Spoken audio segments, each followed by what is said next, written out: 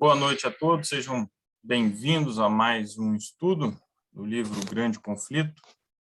Temos recapitulado sempre às sextas e aos sábados. Se você tem interesse em participar ao vivo dos nossos estudos, basta ir aqui na descrição do vídeo, nos enviar um e-mail, iremos lhe encaminhar o link para que você participe do nosso grupo e tenha, então, os links, né, dos estudos de sexta e de sábado. Como sempre fazemos, vamos elevar a Deus uma prece. Oremos. Senhor nosso Deus, muito obrigado pela oportunidade de estudarmos mais uma vez a Tua Palavra, em boas circunstâncias, apesar da distância, mas estamos unidos em espírito. Que o Senhor nos abençoe e abençoe de modo especial a Elda, que irá recapitular o estudo dessa noite. Abençoe também de modo especial o senhor Adib, que está conosco aqui pela primeira vez. Em nome de Jesus, amém. Amém.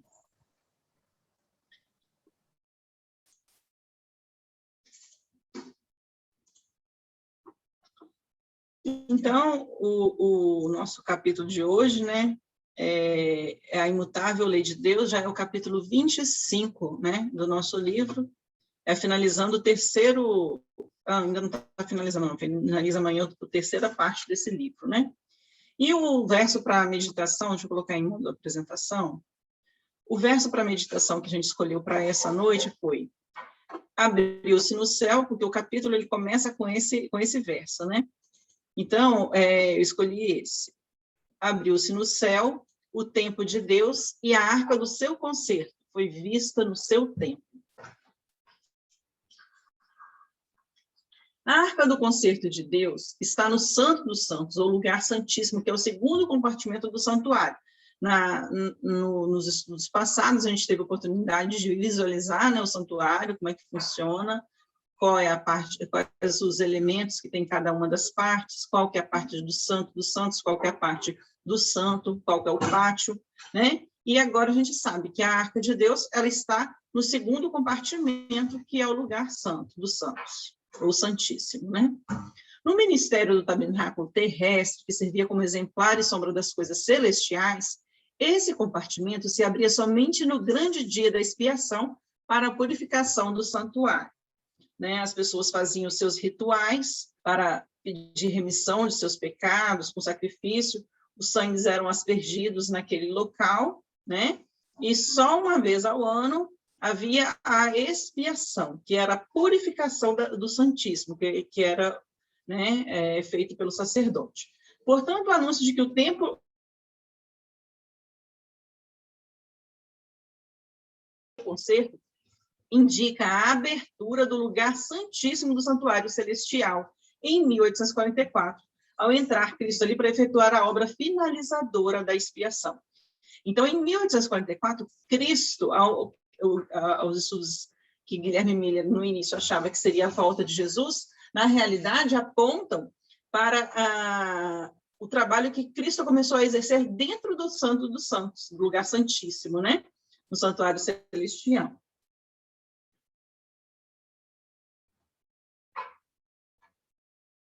A arca do tabernáculo terrestre continha as duas tábuas de pedra sobre as quais se achavam escritos os preceitos da lei de Deus. E dentro do Santo dos Santos, no santuário celestial, acha-se guardada sagradamente a lei divina, a lei que foi pronunciada pelo próprio Deus em meio dos trovões dos sinais e escrita por seu próprio dedo nas tábuas de pedra. Então, aquela que Moisés recebeu é uma representação da lei que está dentro da arca no santuário celestial. A lei de Deus no santuário celeste é o grande original de que os preceitos inscritos nas tábuas de pedras registradas por Moisés no Pentateuco era uma transcrição exata. Então, o que estava escrito lá foi transcrito exatamente como é. O original está lá. Os que chegaram à compreensão deste ponto importante foram, assim, levados a ver o caráter sagrado e imutável da lei divina. Então, quando eles conseguiram, os cristãos primitivos, os primeiros, né, reformadores, né? Não são os reformadores, são os primeiros participantes do movimento millerita, né? eles conseguiram ver e ter a compreensão desse ponto, eles foram levados a ver o caráter sagrado e imutável da lei divina, e viram como nunca dantes as forças da palavra do Salvador, até que o céu e a terra passem, nem um jota ou um tio se omitirá da lei.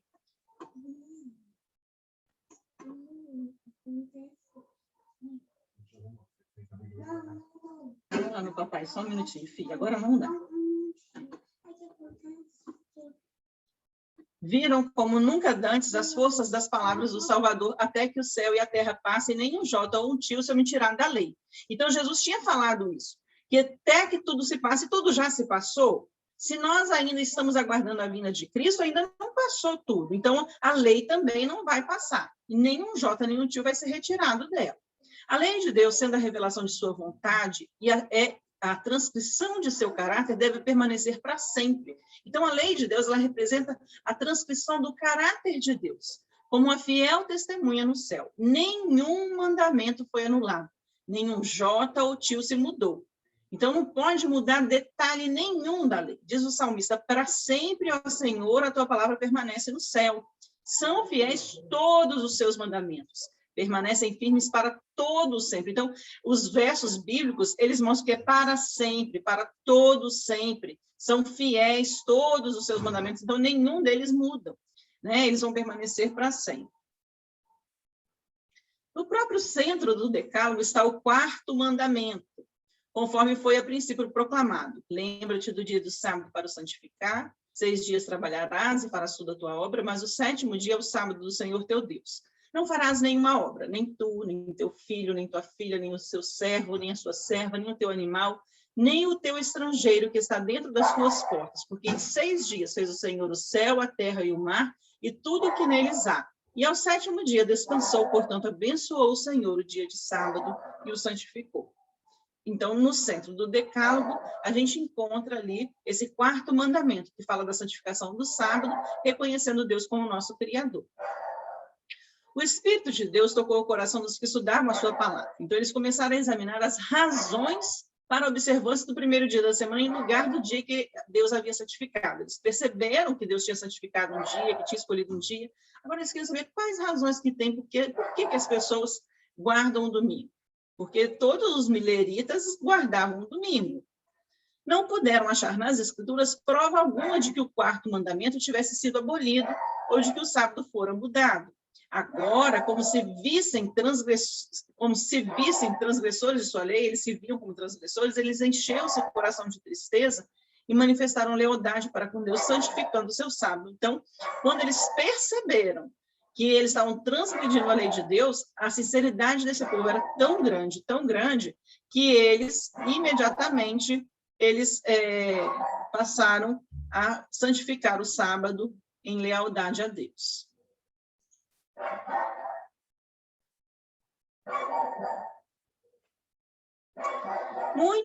Muitos e tenazes foram os esforços feitos para subverter a fé. Ninguém poderia deixar de ver que, se o santuário terrestre era uma figura modelo do celestial, a lei depositada na arca da terra era uma transcrição exata da lei na arca que está no céu.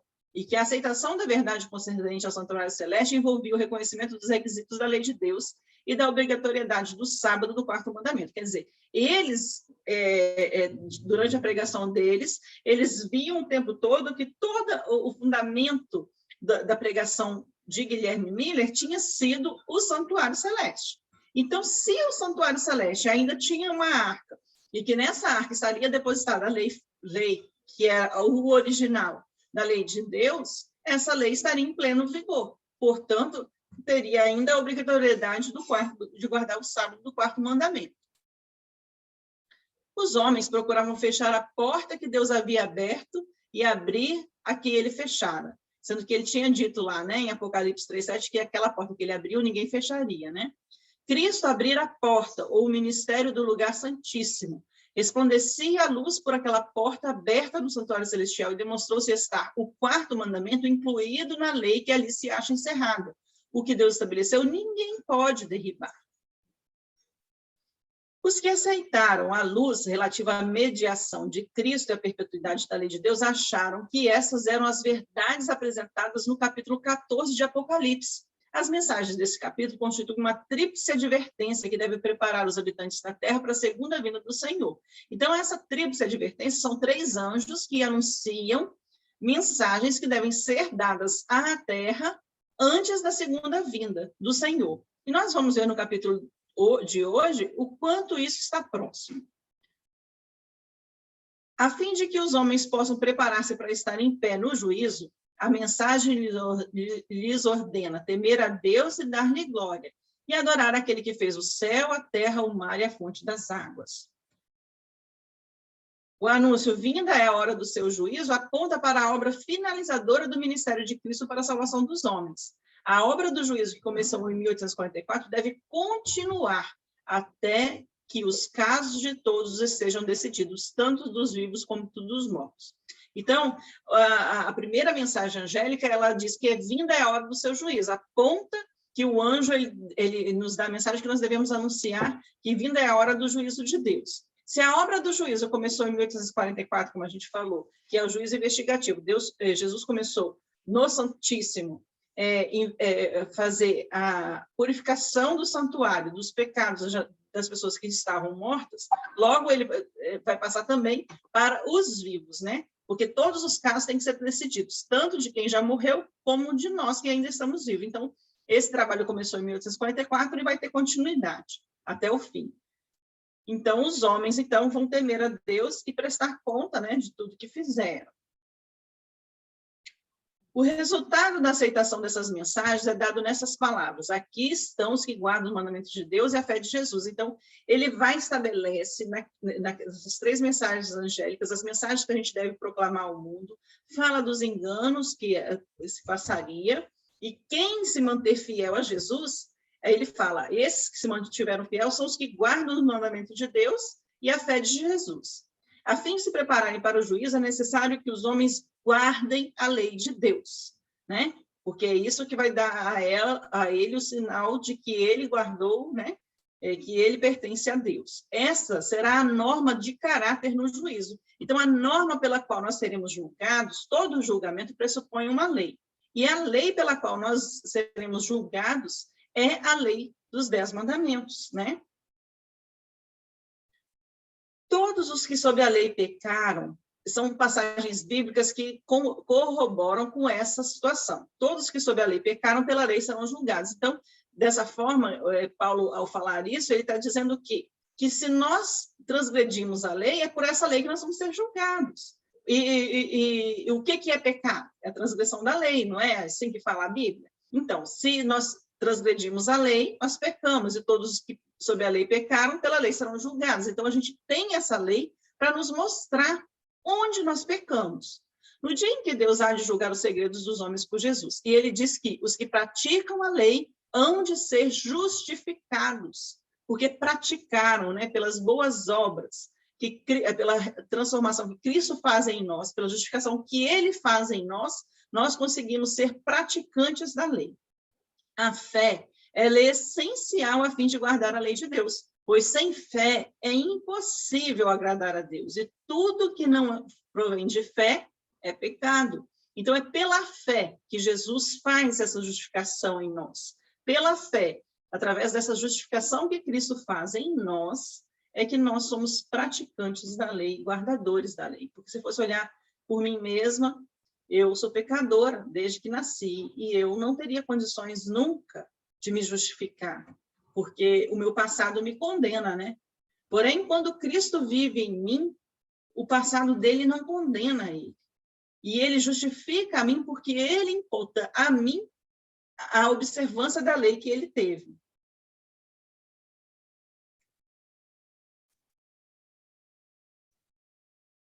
Diz Salomão, teme a Deus e guarda os seus mandamentos, porque esse é o dever de todo homem. Então, é só de Adão? Não. É só meu? Não. É de todos. Todos os seres humanos devem guardar a lei. Sem a obediência a seus mandamentos, nenhum culto pode ser agradável a Deus. Este é o amor de Deus, que guardemos os seus mandamentos. E diz assim ainda, o que desvia, está erradinho aqui, o que desvia os seus ouvidos de ouvir a lei, até a sua oração será abominável. Então, se tem uma pessoa que ela desvia porque não quer ouvir a lei de Deus, até a oração dela é abominável. O dever de adorar a Deus se baseia no fato de que Deus, ele é o Criador. E por ele ser o Criador, você deve adorá-lo. E que a ele todos os outros seres devem a existência, né? Nós só existimos porque Deus nos criou. Ele é o nosso Criador, né? Então, todos nós devemos a nossa existência a ele. E onde quer que se apresente na Bíblia seu direito à reverência e adoração, acima dos deuses pagãos, enumera-se as provas do seu poder criador. Então, a gente vê que a Bíblia apresenta que Deus ele tem direito à nossa adoração porque ele é o nosso criador. E não os deuses pagãos, né? Os deuses pagãos não devem ser adorados porque eles não criaram nada, eles não fizeram nada. Quem fez todas as coisas foi tudo criado por meio dele e para ele, né? Então, nós não devemos adorar outros deuses. Todos os deuses dos povos são coisas vãs, mas o Senhor fez os céus, está vendo? Então, todo momento, os versos bíblicos, eles remontam a um Deus criador. Se ele criou, ele tem direito à adoração. A quem, pois, me farei semelhante para que lhe seja semelhante, diz o santo. Levantai ao alto os vossos olhos e vede quem criou essas coisas. Assim diz o Senhor que tem criado os céus, o Deus que formou a terra e a fez. Eu sou o Senhor, e não há outro. Então, não há outro que deve ser adorado, e só a Deus nós devemos adorar. Então, só ao Deus verdadeiro, ao Deus Criador é que nós devemos adorar. Diz o salmista, sabei que o Senhor é Deus, foi Ele, não nós, que nos fez povo seu. Ele nos criou e nos fez povo dele, né? E ele é Deus. Vinde, adoremos e prostremo-nos, ajoelhemo-nos diante do Senhor que nos criou, Salmo 103 e 95:6. E os seres santos que adoram ao Deus dos céus declaram porque lhe é devida a sua homenagem. Digno é, Senhor, de receber glória e honra e poder, porque tu criaste todas as coisas, Apocalipse 4:11. Então, digno ao Senhor de receber a nossa honra, a nossa adoração, o nosso louvor, porque foi Ele quem nos criou todas as coisas. No capítulo 14 de Apocalipse, os homens são convidados a adorar o Criador. E a profecia revela uma classe de pessoas que, como resultado da tríplice mensagem, observa os mandamentos de Deus.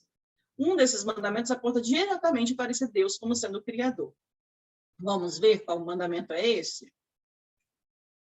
O quarto preceito declara: o sétimo dia é o sábado do Senhor teu Deus, porque em 6 dias fez o Senhor os céus, a terra, o mar e tudo o que nelas há. E ao sétimo dia descansou, portanto abençoou o Senhor o dia de sábado e o santificou. Então o sétimo dia é o sábado do Senhor nosso Deus, porque Ele fez todas as coisas em 6 dias e no sétimo descansou. É por isso que nós devemos adorar no sábado. Adorar a Deus no sábado, né? Descansar no sábado. O verdadeiro fundamento para o culto divino não meramente o daquele que se realiza no sétimo dia, mas de todo o culto encontra-se na distinção entre o Criador e suas criaturas. Esse fato capital jamais poderá tornar-se obsoleto e jamais deverá ser esquecido. Então, o que ele diz é que nós devemos adorar em todo o culto ao Deus Criador, por ele ser o Deus Criador, né? Não é que você deva adorar só no sábado. Em todos os seus cultos prestados, você deve adorar somente ao Deus Criador. E no sétimo dia, você deve descansar das suas atividades para se lembrar desse Deus Criador. Enquanto o fato de que Ele é nosso Criador continuar a ser a razão por que o devemos adorar, permanecerá o sábado como sinal e memória disso. Então, por que você vai adorar a Deus? Porque Ele é meu Criador. Sim. E qual é o dia que você vai adorar a Ele? No sábado. Porque o sábado mostra que se eu adoro no sábado, eu estou adorando ao Deus Criador.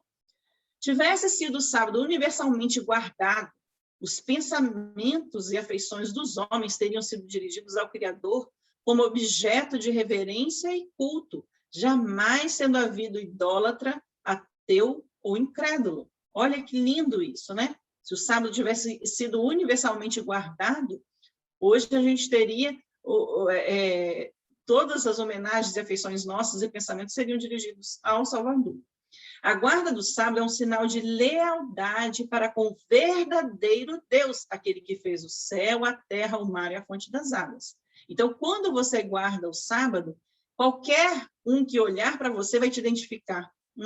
Já sei qual Deus que ele está adorando. Ele está adorando o Deus que fez o céu, a terra e o mar e a fonte das águas. Nosso Criador.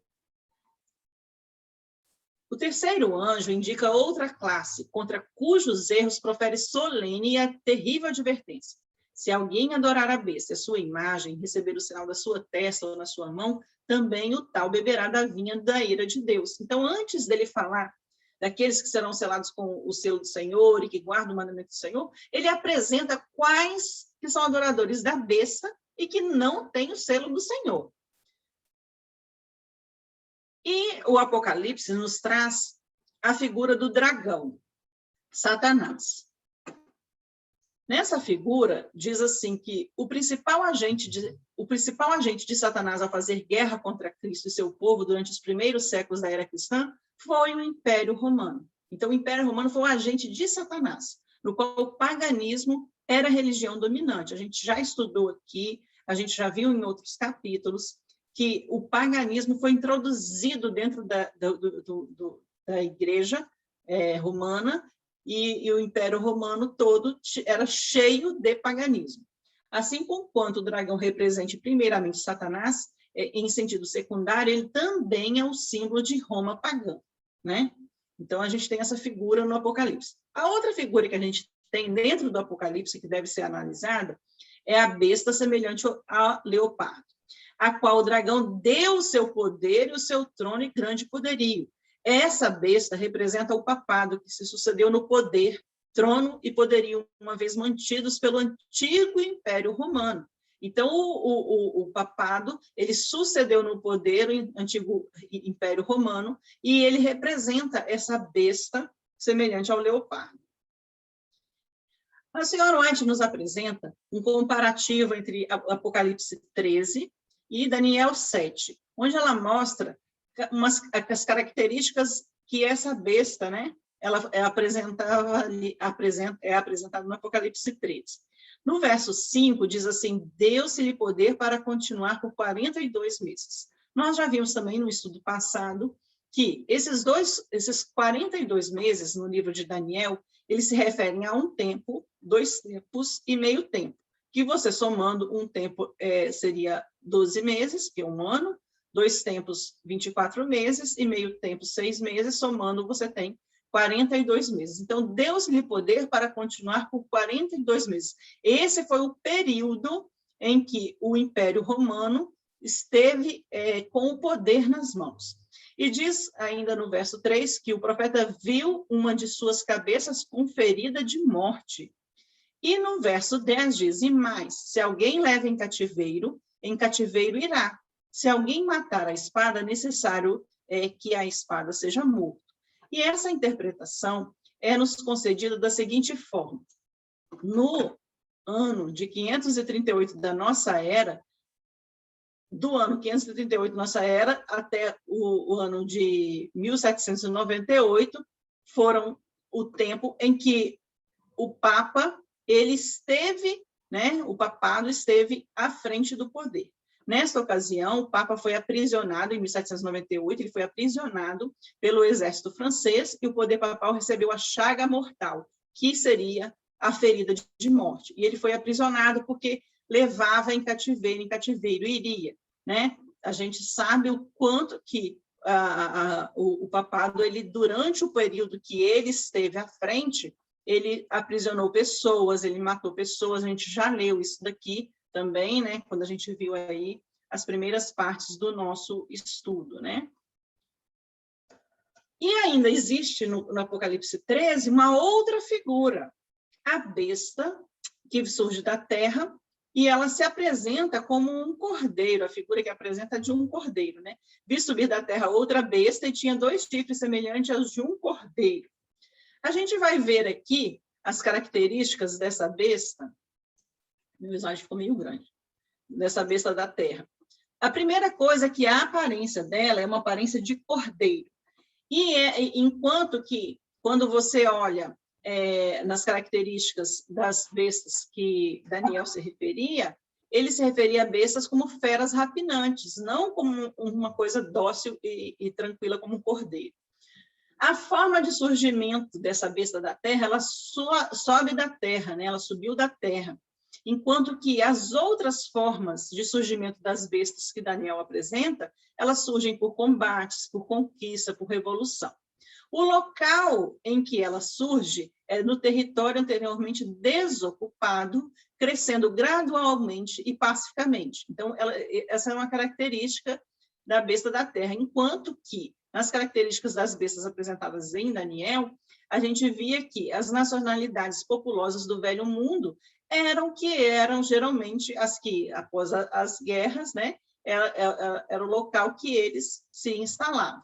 Mas que nação no Novo Mundo se acha em 1798, quando o papado ele perde ele vai aprisionado, né? O Papa vai aprisionado pelo exército francês. Então, qual nação que em 1798, ascendendo ao poder, apresenta indícios de força e grandeza e atraindo a atenção do mundo, que teria então essas características aqui?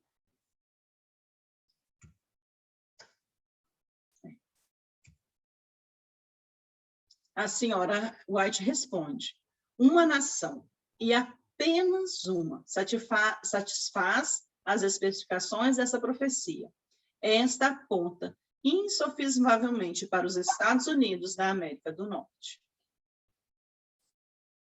A besta foi vista subir da terra, e segundo os tradutores, a palavra aqui traduzida subir significa literalmente crescer ou brotar como uma planta. Então, a gente viu lá que ela tinha que surgir de um local desolado, né, sem ter grandes aglomerações de pessoas. E como vimos, a nação americana deveria surgir em território previamente desocupado. O escritor, preeminentemente descrevendo a origem dos Estados Unidos, fala do mistério de sua procedência do nada, né? Quer dizer, como que uma nação tão grande surgiu do nada, né? E tinha 2 chifres semelhantes aos de um cordeiro. Os chifres semelhantes ao do cordeiro indicam juventude, inocência, brandura, o que apropriadamente representa o caráter dos Estados Unidos, quando apresentados ao profeta como estando a subir em 1798. Então, ali, em 1798, esses 2 chifres eram semelhantes, né, da inocência de um cordeiro. Foi também concedida liberdade de fé religiosa, sendo permitido a todo homem adorar a Deus segundo os ditames de sua consciência. Então, quando os Estados Unidos eles surgiram enquanto nação, a principal bandeira que eles alegavam, pregavam a todo tempo era o quê? Que havia liberdade de fé religiosa. Você podia adorar a Deus segundo os ditames da sua consciência. Você é que diria como você gostaria de adorar o seu Deus. E os republicanismo e protestantismo tornaram-se os princípios fundamentais daquela nação. Esses princípios são o segredo de seu poder e prosperidade. Foi por isso que aquela nação se prosperou tanto, né? Mas a besta de chifre, semelhante aos de cordeiro, falava como o dragão. Ela exerce todo o poder da primeira besta na sua presença e faz com que a terra e os que nela habitam adorem a primeira besta, cuja chaga mortal foi curada. Então, essa segunda besta, ela faz com que a primeira besta seja adorada. E dizendo aos que habitam na terra que fizessem uma imagem à besta que recebera a ferida da espada e vivia. Os chifres semelhantes aos do cordeiro e a voz de dragão deste símbolo indicam contradição flagrante entre o que professa e pratica. Por isso que aparece ali nessa voz de dragão.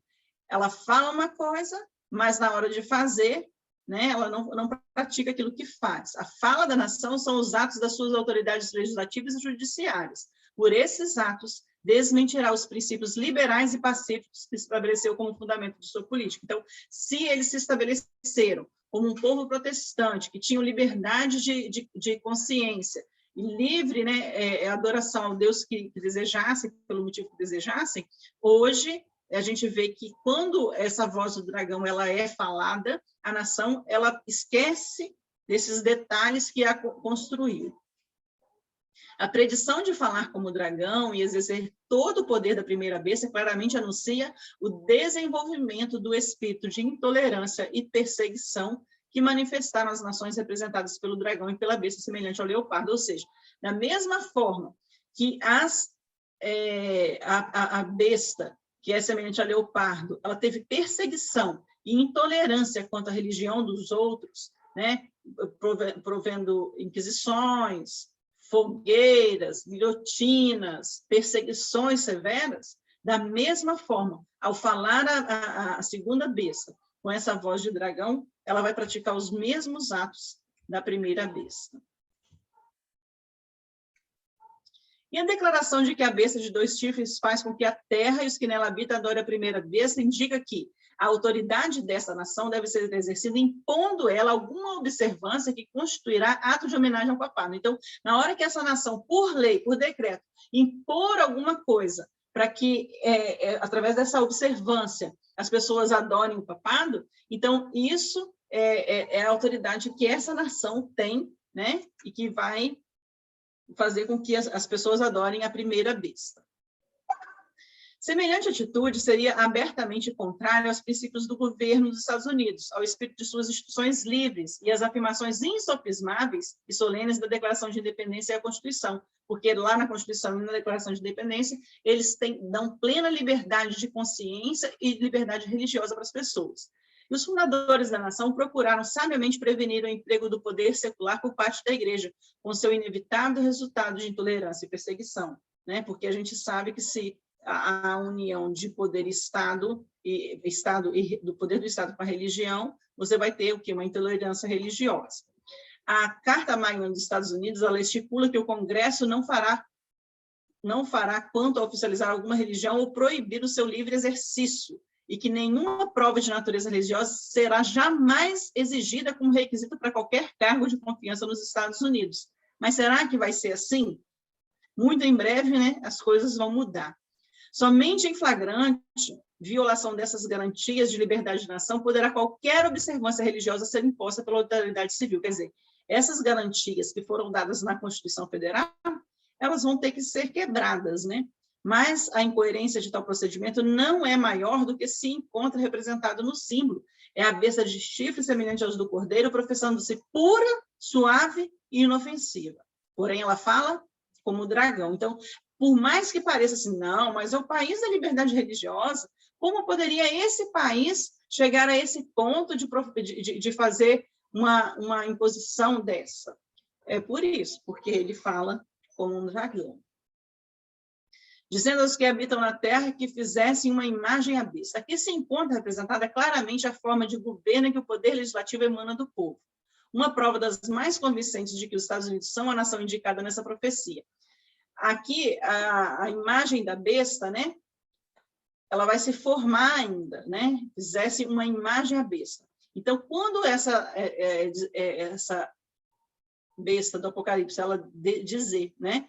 Que se faça a forma de governo que emana do povo, era uma necessidade essencial para que as pessoas obedecessem a isso. Então, essa imagem à besta, ela vai ser formada pelo poder que emana do povo, pelo poder legislativo, né? E aí, essa nação, ela indica isso por quê? Porque os Estados Unidos, eles são uma república, né? E uma democracia em que todo o poder emana do povo, né? Que o exerce através dos seus representantes. A fim de formar os Estados Unidos uma imagem da besta, o poder religioso deve, a tal ponto, dirigir o governo civil. Tem um pedacinho aqui. Roma perdeu o espírito e o poder de Deus, e por isso se aliou ao poder secular. O poder do Estado usava a igreja para atingir seus fins. Então, quando Roma ela esteve à frente do poder, ela usava o poder secular para atingir os fins que ela desejava. A fim de formar os Estados Unidos a imagem da besta, que ainda está em formação, o poder religioso deve, a tal ponto, dirigir o governo civil que a autoridade do Estado também seja empregada pela igreja para realizar os seus próprios fins. Então, os Estados Unidos vão acabar dando a Roma tanto poder dentro dos Estados Unidos, a ponto de que o governo civil ele vai ser regido pelas leis impostas por Roma. Qualquer que a igreja tem obtido o poder, quando quer que a igreja tenha obtido o poder secular, empregou ela para punir a discordância das suas doutrinas. Então, todas as vezes que a igreja teve um poder secular, ela só o empregou para punir aqueles que estavam discordando de suas doutrinas. As igrejas protestantes que seguiram os passos de Roma, formando aliança com os poderes do mundo, têm manifestado desejos semelhantes de restringir a liberdade de consciência. E isso a gente se viu muito na perseguição anglicana, né, nos séculos XVI e XVII, em que essas alianças de Roma com o poder protestante acabou fazendo o quê? Restringindo as liberdades de consciência dos anglicanos e dava a eles multa, prisão, tortura e martírio. Essa foi a consequência dessa união, né? Foi a apostasia que levou a igreja primitiva a procurar o auxílio do governo civil. E isto preparou o caminho para o desenvolvimento do papado, à besta. Disse Paulo que havia de vir a apostasia e manifestar-se o homem do pecado. Assim, a apostasia na igreja primitiva preparou o caminho, naquela época preparou, né, para o papado, e agora vai preparar o caminho para a imagem da besta que está se formando. Antes da vinda do Senhor, existirá uma decadência religiosa semelhante à dos primeiros séculos. Nos últimos dias sobrevirão tempos trabalhosos, porque haverá homens amantes de si mesmos, avarentos, presunçosos, soberbos, blasfemos, desobedientes a pais e mães, ingratos, profanos, sem afeto natural, irreconciliáveis, caluniadores, incontinentes, cruéis, sem amor para com os bons, traidores, obstinados, orgulhosos, mais amigos dos deleites do que amigos de Deus, tendo aparência de piedade, mas negando eficácia dela. Então, a decadência religiosa vai acontecer justamente por causa do tipo de pessoas que nós temos dentro das religiões. Mas o Espírito expressamente diz que nos últimos tempos apostatarão alguns da fé, dando ouvido a espíritos enganadores e a doutrina de demônios. Satanás operará com todo o poder e sinais e prodígios de mentira e com todo o engano da injustiça. E todos os que não receberam o amor da verdade para se salvarem serão abandonados à mercê da operação do erro para que creiam a mentira. Olha que advertência em 2 Tessalonicenses. Todos que não receberam o amor da verdade para se salvarem serão abandonados à operação do erro. Então, nós temos hoje à nossa disposição um livro como esse, maravilhoso, que nos ensina todos os detalhes do que está para acontecer. Mas quem não busca essa verdade, ele é entregue à operação do erro, né? Para que creiam nas mentiras que serão impostas. A vasta diversidade de crenças nas igrejas protestantes é por muitos considerada como prova decisiva de que jamais poderá fazer esforço algum para se conseguir uma uniformidade obrigatória. Há anos, porém, que nas igrejas protestantes se vem manifestado poderoso e crescente sentimento em favor de uma união baseada em pontos comuns de doutrina. Então, muitas pessoas acham assim, não, mas tem muito tipo diferente de igreja, isso vai ser impossível ter uma uniformidade nos Estados Unidos para poder se formar essa imagem da besta, mas só que há anos as igrejas protestantes elas têm se unido através dos pontos comuns de doutrina. Quando, pois, se conseguir isso no esforço para obter completa uniformidade, apenas um passo haverá para que se recorra à força. Então, quando eles tiverem uma unanimidade, uma uniformidade de pensamento, eles vão recorrer à força. Por quê? Se eles, na sua grande maioria, adotarem como base aquele pensamento, quem não estiver com eles vai ser a força que vão entrar. Ou, né, vão ser perseguidos, mortos, como foram os primeiros cristãos da igreja primitiva. Quando as principais igrejas dos Estados Unidos, ligando-se esses pontos de doutrina que são comuns, influenciar os estados para que imponham seus decretos, quer dizer, são os protestantes que vão influenciar os estados a pôr os decretos deles protestantes. Eles apoiam as instituições, a América do Norte protestante terá, então, formado uma imagem de hierarquia romana, e a aplicação de penas civis aos dissidentes serão resultados inevitáveis. Então, olha só, essa imagem da hierarquia romana será formada quando eles impuserem, em termos de leis, né, nos Estados Unidos, esses pontos de doutrina comum para que os outros sigam. E quem for dissidente, que não quiser seguir isso, vai ter penas civis. O que são penas civis? Penas civis são diferentes das penas penais, né? Das penas por praticar crime. No caso, você não está cometendo um crime. Eles vão ter outras penas para que nós, né, que nos contrapusermos a isso, a gente sofra. A besta de 2 chifres faz com que a todos, pequenos, grandes, ricos, pobres, livres e servos, lhe seja posto um sinal na sua mão direita ou na sua testa, para que ninguém possa comprar ou vender, senão aquele que tiver o sinal ou o nome da besta, ou o número do seu nome. Então, pode ser o sinal, o nome ou o número do seu nome. Todas essas coisas, elas vão fazer parte, né, para você poder comprar e vender, e vai se atingir a todas as pessoas. A advertência do 3º anjo diz o seguinte: se alguém adorar a besta ou a sua imagem e receber o sinal na sua testa ou na sua mão, também o tal beberá do vinho da ira de Deus. A besta mencionada nessa mensagem, cuja adoração é imposta pela besta de 2 chifres, é a primeira, ou a besta semelhante ao leopardo. Então, essa besta que tem que ser adorada é a besta semelhante ao leopardo, que é o papado.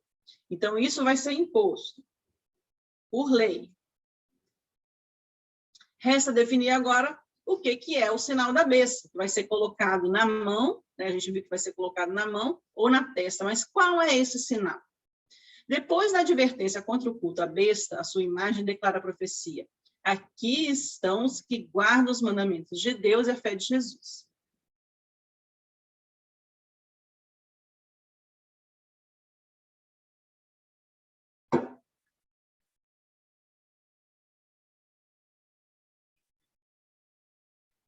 Os que guardam os mandamentos de Deus, eles são os que guardam a lei de Deus, eles estão em oposição a quem adora a besta e a sua imagem.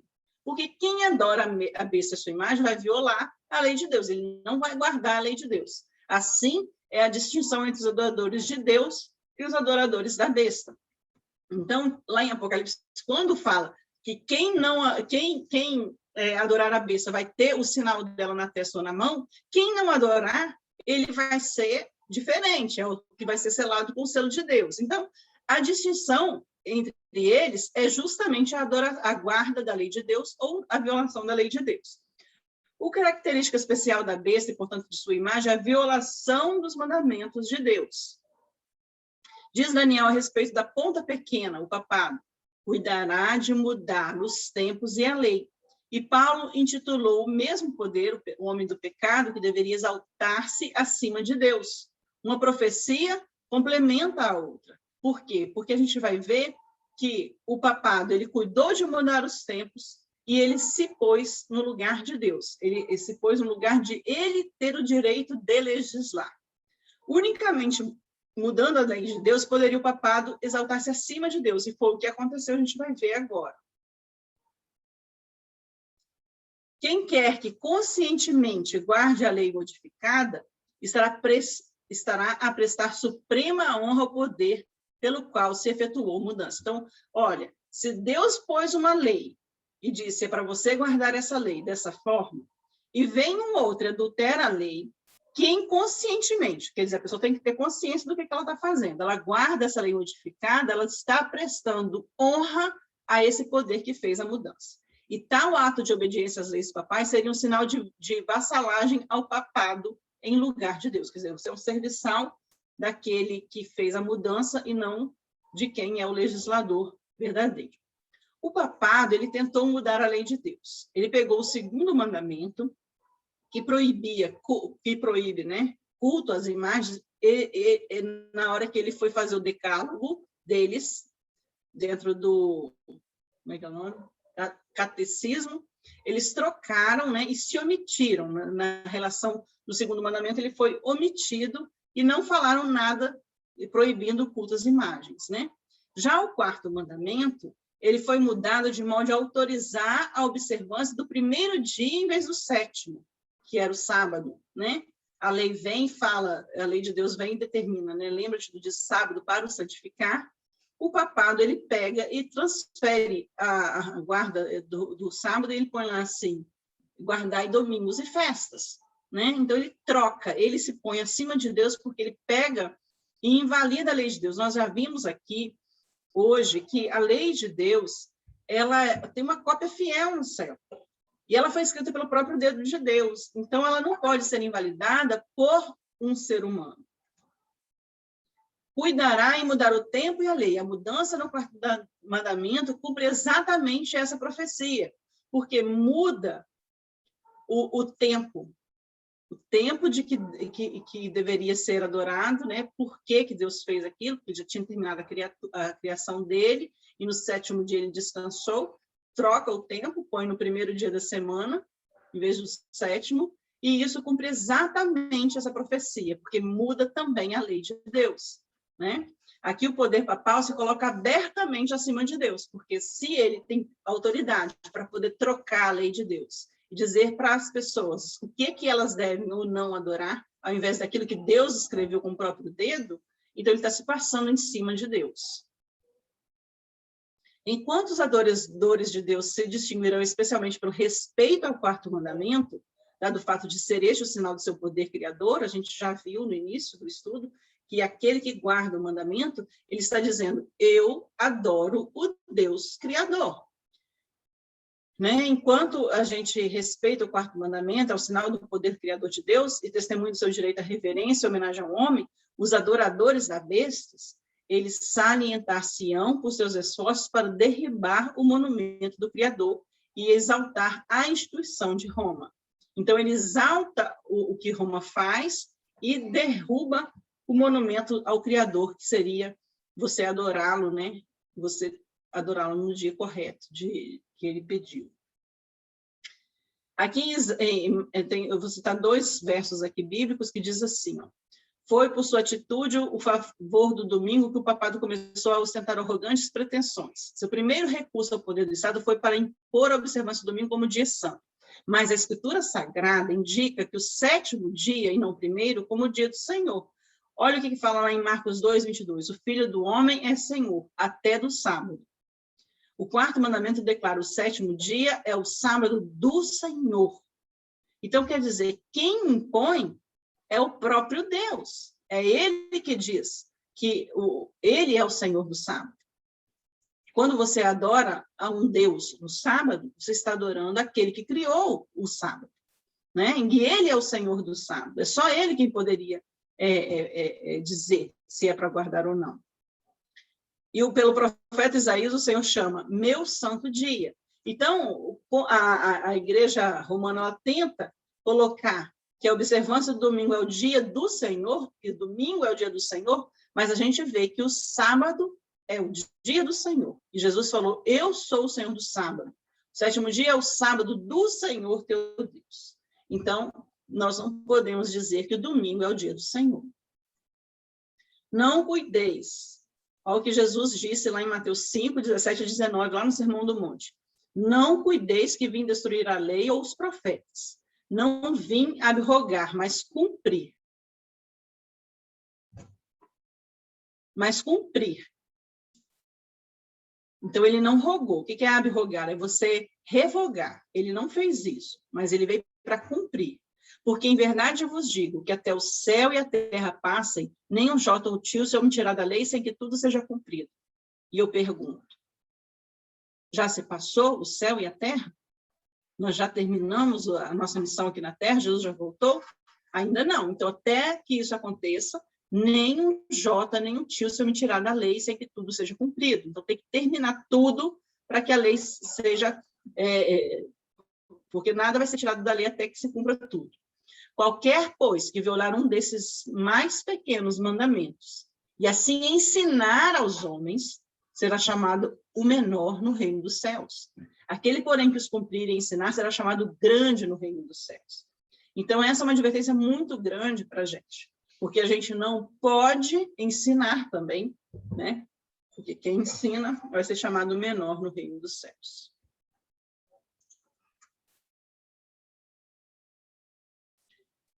É fato geralmente admitido por protestantes que essas escrituras não autorizam em nenhuma parte a mudança do sábado. Então, a senhora White ela mostra alguns textos que ela pegou de alguns livros, né? Que eles mesmos os protestantes, eles reconhecem que na escritura não tem nenhum lugar que autorize essa mudança do sábado para domingo. O apóstolo, diz assim, os apóstolos não deram nenhum mandamento explícito ordenando o abandono do repouso do sétimo dia e sua observância no primeiro dia da semana. O próprio Jesus também não deu, nem em nenhum momento, essa autorização. E os católicos romanos, eles mesmos reconhecem que a mudança do sábado foi feita pela sua igreja e declaram que os protestantes, observando o domingo, estão reconhecendo o poder da igreja católica. E olha aqui, aí você volta e lê de novo esse texto. Então, qualquer coisa que violar um destes mais pequenos mandamentos e assim ensinar aos homens será chamado menor no reino dos céus. Então, a gente não pode nem fazer e muito menos, né, autorizar, ensinar, né, isso errado. E diz assim ainda, no Catecismo Católico da Religião Cristã, em resposta a uma pergunta sobre o dia ser observado em obediência ao quarto mandamento, faz-se essa declaração. Enquanto vigorou a antiga lei, o sábado era o dia santificado, mas a igreja, instruída por Jesus Cristo e dirigida pelo Espírito de Deus, substitui o sábado pelo domingo. Então, quer dizer, no próprio catecismo, eles reconhecem que o sábado ele era santificado e reconhecem que foi a igreja que instruída por Jesus, como? Aonde? Porque nas escrituras não está escrito isso. Substitui o sábado pelo domingo. Assim, santificamos agora o primeiro dia e não o sétimo dia. Domingo quer dizer, e agora é o dia do Senhor. Mas foi Deus quem falou isso? Jesus não disse que ele era o Senhor do sábado? Deus não disse que ele era o Senhor do sábado? Então, quer dizer, nas escrituras, isso aqui não tem nenhum amparo, só no catecismo. Como sinal da autoridade da Igreja Católica, os escritores romanistas citam o próprio ato da mudança do sábado para o domingo, como os protestantes admitem, porque guardando o domingo, reconhece o poder da igreja para ordenar dias santos e impor sua observância sob pena de incorrer em pecado. Que é, pois, a mudança do sábado, senão o sinal da autoridade da igreja romana ou o sinal da besta? Né? A gente já viu, pelos estudos, que essa besta, pelas características dos estudos de Daniel com Apocalipse 13, que a besta do leopardo é o papado. Então, se você vai aceitar o sinal da autoridade da igreja, você está aceitando o sinal da autoridade da besta.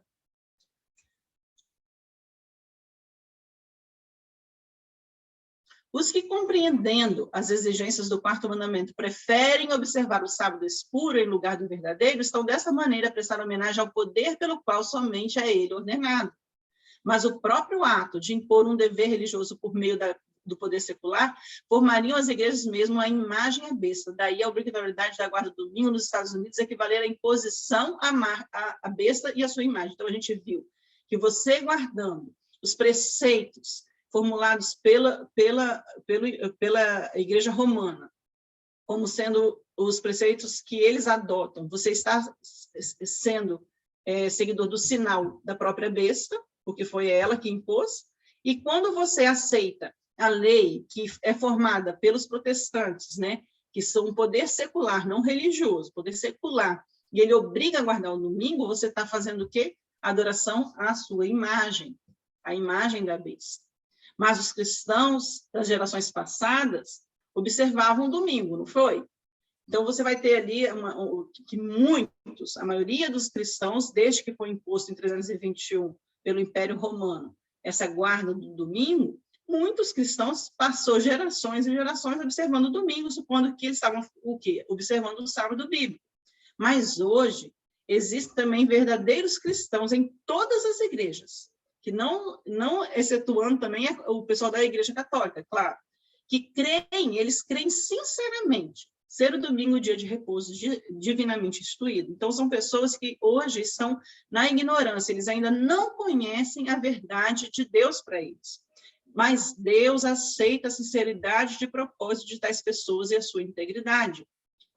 Por mais que seja uma violação da lei de Deus, se elas são sinceras, elas não têm conhecimento, e elas supõem que o que elas estão fazendo, elas estão realmente obedecendo a Deus, Deus, ele vê a sinceridade de propósito dessas pessoas.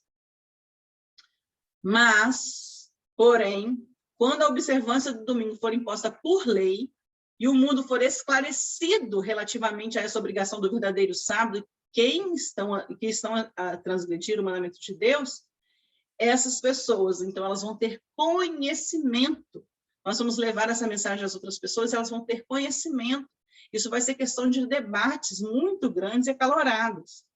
Então, quem escolher honrará dessa maneira ao papado mais do que a Deus. Então, se, mesmo sendo esclarecidas, as pessoas ainda continuarem a guardar o domingo sem obedecer à lei de Deus, elas vão estar prestando homenagem ao papado e não a Deus. Prestará homenagem a Roma e ao poder que impõe a instituição que Roma ordenou, e adorará a besta e a sua imagem, porque esses fatos serão esclarecidos, né? A mais terrível ameaça que já foi dirigida aos mortais acha-se contido na mensagem do terceiro anjo, porque ali a ira de Deus ele vai ter que punir, né, os pecados. Então deverá ser um terrível pecado que acarretará a ira de Deus sem mistura de misericórdia, porque Deus, mesmo quando ele está agindo com rigor, ele é amor, a sua essência é amor, né? Mas esse terrível pecado, a ira de Deus será colocada sem mistura de misericórdia. Os homens não devem ser deixados em trevas quanto a este importante assunto. A advertência contra tal pecado deve ser dada ao mundo antes da visitação dos juízos de Deus, a fim de que todos possam saber por que esses juízos são infligidos e para que eles tenham oportunidade de escapar. Então, a gente tem essa missão de levar essa mensagem às outras pessoas para que elas possam escapar. No desfecho dessa controvérsia, toda a cristandade será dividida em duas grandes classes: os que guardam o mandamento de Deus e a fé de Jesus e os que adoram a besta e a sua imagem. Se bem que a igreja e o Estado reúnam o seu poder a fim de obrigar a todos, pequenos e grandes, ricos, pobres, livres e servos, a receberem esse sinal da besta, o povo de Deus, no entanto, não receberá. E aí você vai saber realmente quem é povo de Deus. O profeta de Patmos contempla os que saíram vitoriosos da besta, da sua imagem, do sinal e do número de seu nome, que estavam junto ao mar do vidro, e tinham as harpas de Deus, e cantavam o cântico de Moisés e o cântico do Cordeiro. Então, essas pessoas, elas vão existir, né? Quem vai chegar a esse ponto de ser salvo, porque escolheu servir a Deus, eles vão existir. Eu trouxe aqui alguns slides sobre a adoração à Mãe Terra que tem sido feita e sido mostrada dentro do Vaticano, né?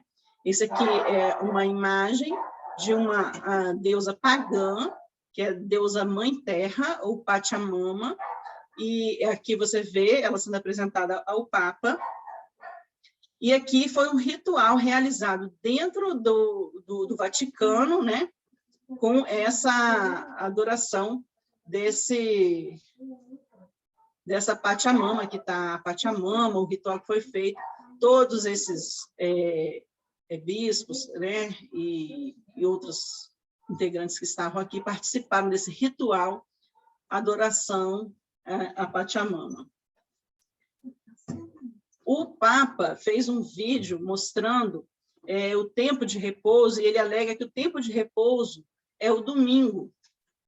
E ele acredita que a natureza ela deve ser preservada, por isso ele fez uma encíclica chamada Laudato Si, e essa encíclica foi feita em 2015, e eles estão tentando implementá-la no mundo, e essa Laudato Si, ela traz no capítulo 6º uma convocação às pessoas do mundo a guardarem o primeiro dia da nova criação, dizendo que o dia que realmente existia no passado a semelhança do sábado judaico, que nós também deveríamos guardar o primeiro dia da semana como se fosse um dia muito importante. A lei do repouso semanal impunha abster-se do trabalho no 7º dia, só que agora ele convoca as pessoas a se absterem ao trabalho no primeiro dia da semana. Assim, o dia de descanso, cujo centro é a Eucaristia, difunde a sua luz sobre a semana inteira e encoraja-nos a assumir o cuidado da natureza e dos pobres. Então, eles querem que, com esse dia, as pessoas adorem a natureza. E, através disso, têm sido feitos encontros com líderes religiosos pelo mundo inteiro, a fim de que esses encontros contra mudanças climáticas tenham a participação de todas as religiões. Aqui a gente viu, aqui nessa reportagem, a gente vê que os líderes cristãos se unem para alertar contra perigos de mudanças climáticas. Nessa reunião estavam representantes da Igreja Católica, Ortodoxa, Anglicana, isso foi no dia 15/9. E se você pesquisar um pouco mais, você vai ver que diversas religiões do mundo, como os anglicanos, muçulmanos, judeus, hindus, esse nome eu não sei falar, budistas, taoístas, entre outros, participaram desse encontro chamado Fé e Ciência rumo à COP26, que foi feito dentro do Vaticano, dias antes da reunião que está acontecendo agora, né? A gente está hoje no dia 5 de novembro, então ainda vai até o dia 12 de novembro, a COP26, que é uma reunião da ONU para mudanças climáticas no mundo, em que diversos países são ali representados, empresas mundiais.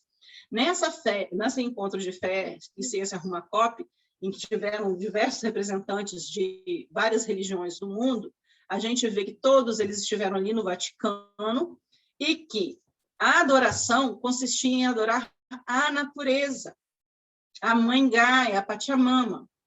E após os rituais deles lá, eles fizeram um ritual de colocar um pouquinho de terra aqui no vaso da plantinha, né? Representando a Mãe Terra. E aqui você vê o Papa, ele vai colocar, e alguns outros líderes religiosos também trazem as suas cumbuquinhas com terra para colocar ali junto da árvorezinha. E a gente vê que essa imagem da besta, da segunda besta, que é os Estados Unidos, ela também está acontecendo, né? Porque o Joe Biden também está reunindo lideranças para as mudanças climáticas. Você vê que é um elo comum, lembra que a gente falou dos pontos em comuns? Eles vão se unindo através desses pontos em comuns. E aí, através desses pontos em comuns, a gente vê que o Biden teve uma grande reunião, um longo encontro no Vaticano, agora no dia 29/10, né? Foi na semana passada, tem uma semana hoje, que ele teve um grande encontro, foi considerado um dos maiores templos, né, com alguém, foi do Papa com ele, no Vaticano. Então, a gente vê que todas essas profecias, elas já estão em cumprimento. E logo, logo, tudo, né, vai se encerrar por aqui, e cada dia vai ficar mais difícil para nós termos a nossa liberdade religiosa.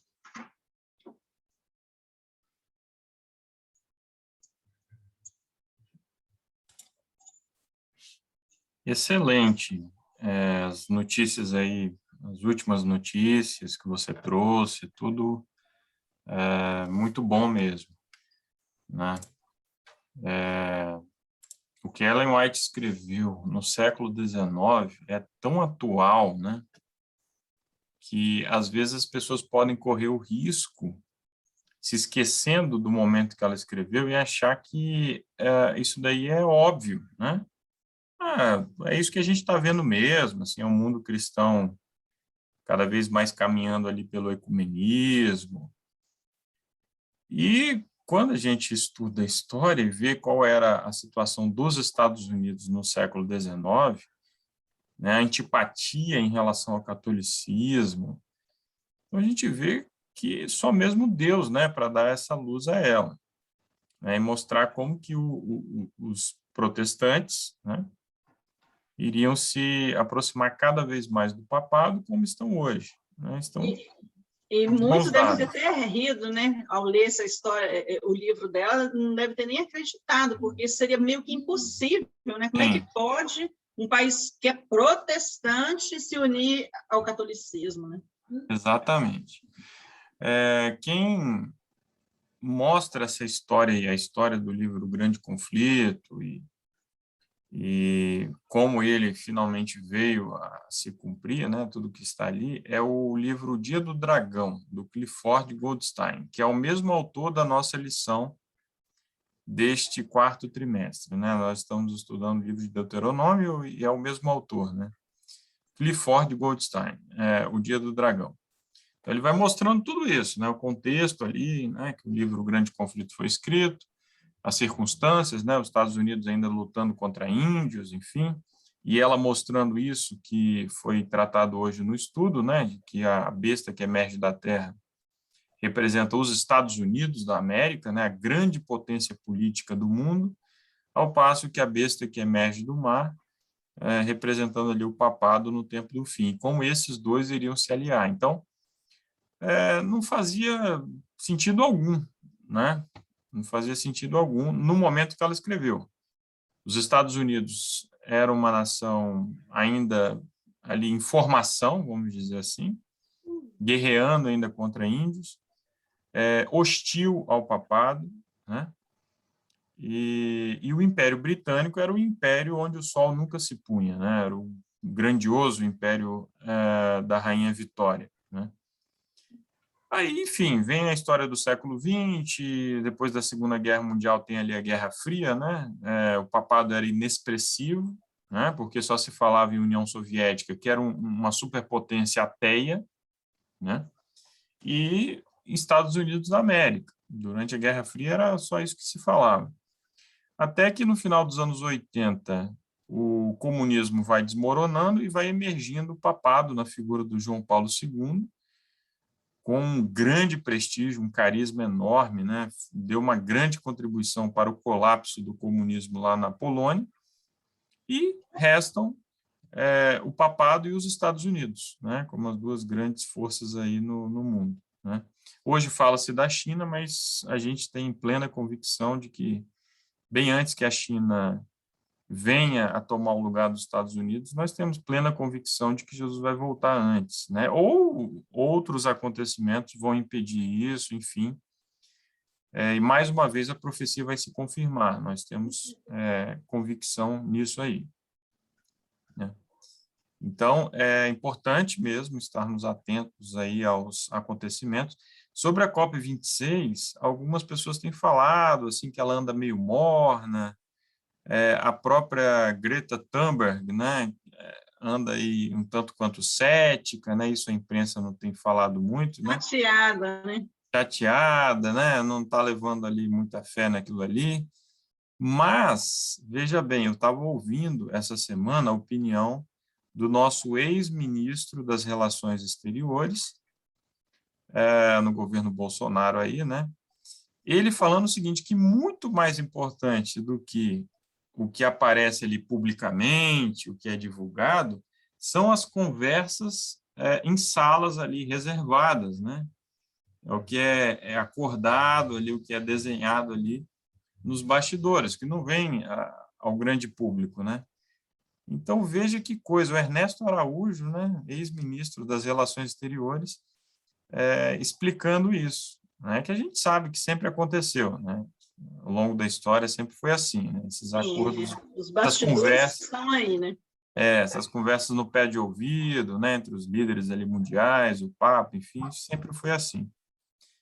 Então, é isso, irmãos. A gente tem que se preparar, né? Porque o fim aí se aproxima, né?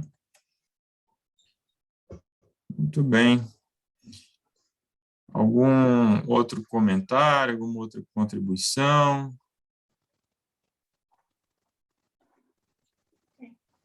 Tudo bem, Clarice? Tudo, né? Isso aí. Tudo. E Beth, já esteve conosco algum outro dia? Não sei se está nos ouvindo, né? Talvez não esteja aí. Bem, que bom que vocês chegaram aí até o final, né? Amanhã teremos mais, então vamos encerrando por aqui, né? Eu vou pedir o Vanderlei para fazer a oração, pode ser, Vanderlei, para a gente encerrar? Pode.